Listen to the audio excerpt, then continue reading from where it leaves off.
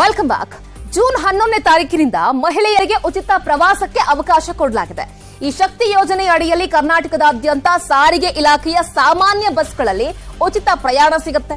ಇದಕ್ಕೆ ಸರ್ಕಾರ ಕೆಲವೊಂದಿಷ್ಟು ನಿಬಂಧನೆಗಳ ಜೊತೆಗೆ ಅಧಿಕೃತ ಆದೇಶವನ್ನು ಕೂಡ ಹೊರಡಿಸಿದೆ. ಯಾವ್ಯಾವ್ದು ಹಾಗಾದ್ರೆ ನಾವು ತೋರಿಸ್ತಾ ಹೋಗ್ತೀವಿ ನೋಡಿ. ಫ್ರೀ ಪ್ರಯಾಣಕ್ಕೆ ಯಾವ ರೀತಿ ಕಂಡೀಷನ್ ಅಂತ. ಸಾಮಾನ್ಯ ವೇಗದೂತ ಬಸ್ನಲ್ಲಿ ಮಾತ್ರ ಅವಕಾಶ ಇರುತ್ತೆ. ಈ ರಾಜಹಂಸ, ಐಷಾರಾಮಿ, ಎಸಿ, ಸ್ಲೀಪರ್ ನಲ್ಲಿ ಸೊ ಯಾರು ಕೂಡ ಪ್ರಯಾಣ ಮಾಡೋ ಹಾಗಿಲ್ಲ. ಅಂದ್ರೆ ದುಡ್ಡು ಕೊಟ್ಟು ಹೋಗ್ಬೇಕಷ್ಟೇ, ಫ್ರೀ ಇಲ್ಲ. ಅದರಲ್ಲಿ ಯಾವ್ದಾದ್ರೂ ಸರ್ಕಾರಿ ಗುರುತಿನ ಚೀಟಿಯನ್ನ ನೀವು ಟ್ರಾವೆಲ್ ಮಾಡುವಂತಹ ಸಂದರ್ಭದಲ್ಲಿ ತೋರಿಸಲೇಬೇಕು. ಮಹಿಳಾ ಪ್ರಯಾಣಿಕರಿಗೆ ಶೂನ್ಯ ಮೊತ್ತದ ಟಿಕೆಟ್ ಅನ್ನ ಕೊಡಬೇಕು. ಟಿಕೆಟ್ ಕೊಡೋದಿಲ್ಲ ಅಂದ ಕೂಡಲೇ ಟಿಕೆಟ್ ಅನ್ನ ಕೊಡದೇ ಇರೋ ರೀತಿಯಲ್ಲಿಲ್ಲ. ಸೊ ಅದು ಝೀರೋ ಬ್ಯಾಲೆನ್ಸ್ ಅಥವಾ ಶೂನ್ಯ ಮೊತ್ತದ ಟಿಕೆಟ್ ಅನ್ನ ಕೊಡಬೇಕಾಗತ್ತೆ.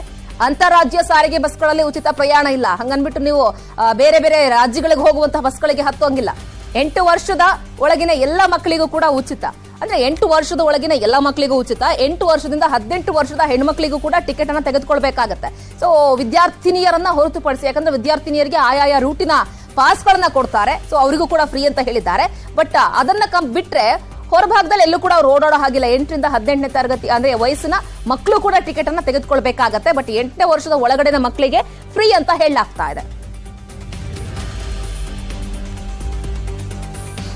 ಸೊ ಇದೆಲ್ಲ ಕಂಡೀಷನ್ ಗಳನ್ನ ಕೂಡ ಈ ಒಂದು ಶಕ್ತಿ ಯೋಜನೆಗೆ ಹೇಳಲಾಗ್ತಾ ಇದೆ. ಇನ್ನು ಶಕ್ತಿ ಯೋಜನೆ ಹಾಗೆ ಅನ್ನಭಾಗ್ಯ ಯೋಜನೆಯ ಉದ್ಘಾಟನೆಯ ಕುರಿತು ಮುಖ್ಯಮಂತ್ರಿಗಳು ಪೂರ್ವಭಾವಿ ಸಭೆಯನ್ನ ಕೂಡ ನಡೆಸಿದ್ರು. ಶಕ್ತಿ ಭವನದಲ್ಲಿ ನಡೆದಂತಹ ಈ ಸಭೆಯಲ್ಲಿ ಸಾರಿಗೆ ಸಚಿವ ರಾಮಲಿಂಗಾರೆಡ್ಡಿ ಅವರು, ಆಹಾರ ಹಾಗೆ ನಾಗರಿಕ ಪೂರೈಕೆ ಸಚಿವರಾಗಿರುವಂತಹ ಕೆಎಚ್ ಮುನಿಯಪ್ಪ ಅವರು ಸೇರಿ ಹಲವರು ಭಾಗಿಯಾಗಿದ್ರು. ಜೂನ್ 11ನೇ ತಾರೀಕು ಮಹಿಳೆಯರಿಗೆ ಉಚಿತ ಬಸ್ ಪ್ರಯಾಣ ಸೌಲಭ್ಯ ಕಲ್ಪಿಸುವ ಈ ಶಕ್ತಿ ಯೋಜನೆಗೆ ವಿಧಾನಸೌಧದ ಮುಂಭಾಗದಲ್ಲಿ ಮುಖ್ಯಮಂತ್ರಿ ಸಿದ್ದರಾಮಯ್ಯನವರು ಚಾಲನೆಯನ್ನ ಕೊಡಲಿದ್ದಾರೆ. ಅವತ್ತು ಮಧ್ಯಾಹ್ನ 1 ಗಂಟೆ ಆದ ಮೇಲೆ ಈ ಸೌಲಭ್ಯ ಜಾರಿಗೆ ಬರುತ್ತೆ.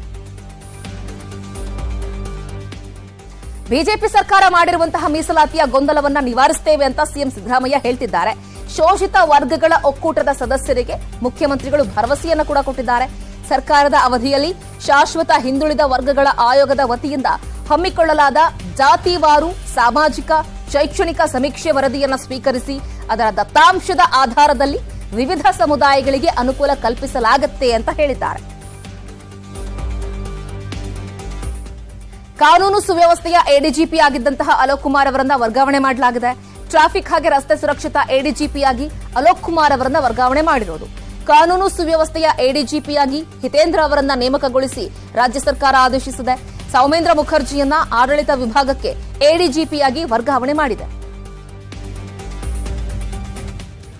ಹಾವೇರಿಯಲ್ಲಿ ಶತಮಾನದ ಶಾಲೆಯೊಂದು ಮಳೆ ಗಾಳಿಗೆ ಬಿದ್ದು ಹೋಗಿದೆ. ರಟ್ಟೆಹಳ್ಳಿ ತಾಲೂಕಿನ ಕುಡಪಲಿ ಗ್ರಾಮದಲ್ಲಿ ಸರ್ಕಾರಿ ಶಾಲೆಯ ಮೇಲ್ಛಾವಣಿ ಕುಸಿದು ಬಿದ್ದಿರೋದು. ಇಷ್ಟೆಲ್ಲ ಆದ್ರೂ ಕೂಡ ಇದೇ ಶಾಲೆಯಲ್ಲಿ ಇನ್ನೂ ಕೂಡ ಪಾಠ ನಡೀತಾ ಇದೆ. ಅಲ್ಲದೆ ದೇವಸ್ಥಾನ, ರಂಗಮಂದಿರದಲ್ಲೂ ಪಾಪ ತಾತ್ಕಾಲಿಕವಾಗಿ ಪಾಠ ನಡೆಸ್ತಾ ಇದ್ದಾರೆ. 1ನೇ ಕ್ಲಾಸಿಂದ 3ನೇ ಕ್ಲಾಸ್ ವರೆಗೂ ಕೂಡ ಒಂದೇ ರೂಮ್ ನಲ್ಲಿ ಸ್ಟೂಡೆಂಟ್ಸ್ ಗಳನ್ನ ಕೂರಿಸಿ ಪಾಠ ಮಾಡ್ತಿದ್ದಾರೆ. ಈ ಕಾರಣಕ್ಕಾಗಿಯೇ ಮಕ್ಕಳು ಶಾಲೆಗೆ ಗೈರಾಗ್ತಾ ಇದ್ದಾರೆ. ನಮ್ಮ ಮಕ್ಕಳ ಪ್ರಾಣ ಮುಖ್ಯ, ಟಿಸಿ ಕೊಟ್ಬಿಡಿ, ನಾವೆಲ್ಲಾದ್ರೂ ಬೇರೆ ಕಡೆ ಸೇರಿಸ್ಕೊಳ್ತೀವಿ ಅಂತ ಹೇಳಿ ಪೋಷಕರು ಕೇಳ್ತಾ ಇದ್ದಾರಂತೆ. ನಮಗೆ ಓದಲು ಕೊಠಡಿಗಳು ಇಲ್ಲ. ಗಾಳಿ ಮಳೆ ಬಂದು ಎಲ್ಲ ಬಿದ್ದಿದ್ದಾವು. ನಮಗೆ ಕೊಠಡಿಗಳನ್ನು ದಯಮಾಡಿಸಿ